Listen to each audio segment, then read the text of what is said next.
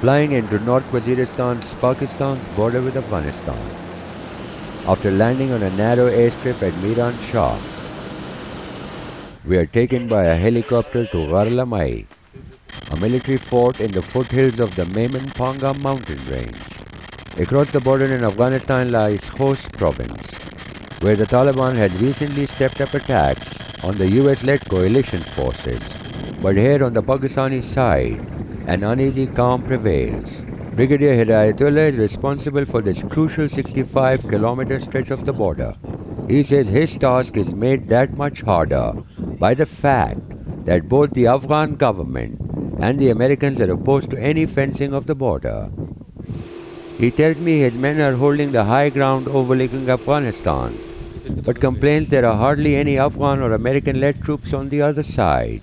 It's his men alone who are responsible for identifying friend or foe along this part of the border. We are on our final part of the journey to a mountain post battered by the winds. After pulling a tight maneuver, the pilot is only on the ground briefly before flying out without delay. Helicopter pilots regularly dodge bullets from below and are ready to respond with their own guns. Here there's no electricity. Fiberglass igloos ward off the bitter cold as the evening call to prayer is made. Allahu Akbar, Allah. A young captain tells us to remain awake as the dark night thickens and the howling winds get stronger. For the past several years, Pakistani troops have been deployed in these extreme weather conditions, but morale has stood the test. Red alert! We have got the news of a few individuals towards my south as well, so keep searching that area as well. Fire. The captain's men have spotted movement with their night vision goggles. Warning shots are fired. The captain tells us the last time this happened, they saw blood but no bodies when their team went into the area at first light.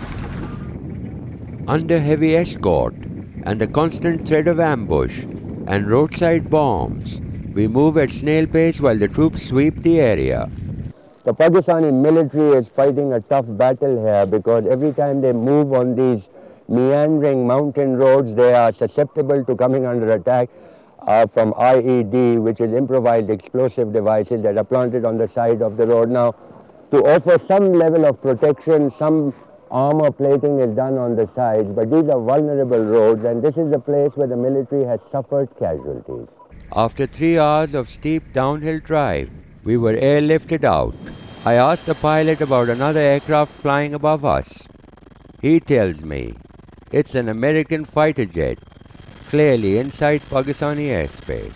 It is acts such as these, together with the US drone attacks, that compromise Islamabad's authorities and mean Pakistan's army losing their battle for hearts and minds. Kamal, Hyder, Al Jazeera, North Waziristan.